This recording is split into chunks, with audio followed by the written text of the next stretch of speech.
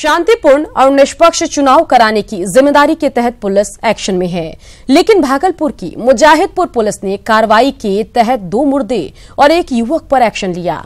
बात अटपटी जरूर है, लेकिन ये खबर की सच्चाई भी है। मुजाहिदपुर थाना पुलिस ने कल 13 लोगों पर शिकंजा तो कसा है, लेकिन ये पता लगाना भी मुनासिब नहीं समझा कि उनकी एक्शन के दायरे में मुर्दे भी आ गए। हालांकि सिटी एसपी ने जांच कर कार्रवाई की बात कही। आज से 25 साल पहले डेट हो गए, ठीक है। उनके बाद उनका नाम कैसे चुनाव में आ गया? वो मर करके आएंगे क्या सबको लेने के लिए चुनाव में? उनसे क्या खतरा है? 107 116 क्यों लगाया पुलिस धारा? नहीं तो इनका कार्रवाई कीजिए, ना तो आगे हम लोग एक्शन लेंगे। उनका रूह आएगा पुलिस के पास उनको पकड़ने के लिए। 107 116 धारा लगा दी ने। हम लोग बहुत परेशान है। पुलिस इसमें एक्शन ले, ना तो हम लोग आगे बढ़ेंगे। हमारे समझ से ऐसा लगता है कि जो थाना में बैठने वाले लोग हैं, बिचौलिया जिसको कहते हैं या थाने का दलाल कहते हैं, ये उनका काम है और उनके कहने पर थाने ने इंक्वायरी नहीं किया। इंस्पेक्टर साहब चूँकि नए आए थे और जल्दीबाजी में उन्होंने ऐसा कर गुजरे हैं, जो गलत है। इसके पीछे कोई कारण नहीं है जब तक कि जांच सामने नहीं आ जाता है। ये अभी आप एक पक्ष की बात बता रहे हैं कि मतलब गलती से मृतक का या जो जेल बंद है वो कार्रवाई की गई है, तो दूसरा पक्ष ये कि जांच तो हो जाए। हमारे पदाधिकारी जांच करेंगे, यदि जांच में गलती पाई जाएगी पदाधिकारी की तो कार्रवाई होगी।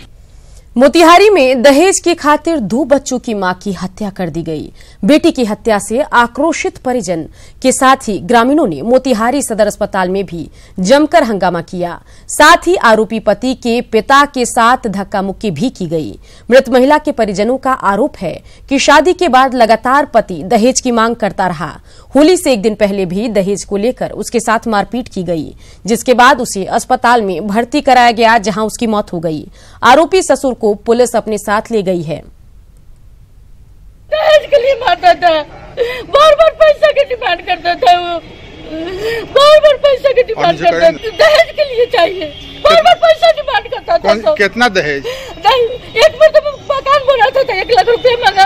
उस समय भाई मेरा ईटा वोटा सब गिरवा दिया, फिर पैसा भी दिया। उसके बाद कहा तो मेरा लड़का काम नहीं करता है, इसको पैसा चाहिए, तो यहाँ से भी खर्चा दिया जाता था, कपड़ा लता भेजा दिया जाता था। हर हमेशा यही पैसा मांगता था सब। अपने घर ही रह छोड़ी तू। गोपालगंज में देर रात तेज आंधी पानी में जहां कई जगह पेड़ गिरे हैं, वहीं बैकुंठपुर में दीवार गिरने से एक ही परिवार के 4 लोग घायल हो गए हैं। सभी घायलों को पीएचसी में भर्ती कराया गया, जहां से 3 लोगों को पीएमसीएच रेफर कर दिया गया है। घायलों की हालत नाजुक है। घायलों में बीजेपी संयोजक शत्रुघ्न प्रसाद श्रीवास्तव, उनके बेटे, पत्नी और मां शामिल हैं। ओम प्रकाश श्रीवास्तव ने बताया कि घर के सभी सदस्य एक साथ कमरे में सोए हुए थे। इसी दौरान देर रात तेज आंधी पानी की वजह से दीवार भरभरा कर गिर गया और हादसा हुआ। बता दें कि तेज आंधी पानी से कई प्रखंडों में नुकसान और पेड़ गिरने की खबर आ रही है, वहीं फसलों को भी भारी नुकसान पहुंचा है। मेरा ससुराल उसली है, तो रात में सोया था, तो अंडर कंस्ट्रक्शन मकान था, तो आंधी जब आया तो हमारी वाइफ की दादी सरस्वती देवी, उनके पुत्र थे शत्रुघ्न प्रसाद श्रीवास्तव, उनकी पत्नी मालती देवी।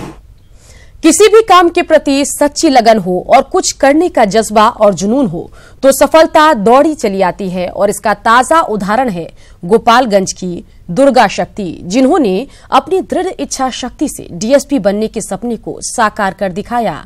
रिपोर्ट देखिए। पंखों से कुछ नहीं होता, हौसलों से उड़ान होती है। मंजिल उन्हीं को मिलती है जिनके सपनों में जान होती है। जी हां, और इसे सच कर दिखाया है मां थावे की धरती गोपालगंज की कुमारी दुर्गा शक्ति ने, जिनकी महज 18 साल की उम्र में शादी हो गई थी, लेकिन वह पढ़ना चाहती थी, कुछ कर गुजरना चाहती थी।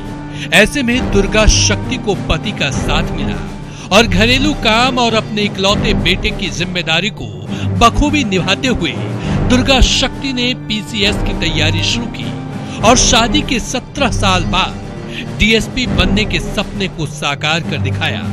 दुर्गा अपनी सफलता का श्रेय पति और घर वालों को दे रही हैं। जिनकी मदद से आज वह इस मुकाम को हासिल की।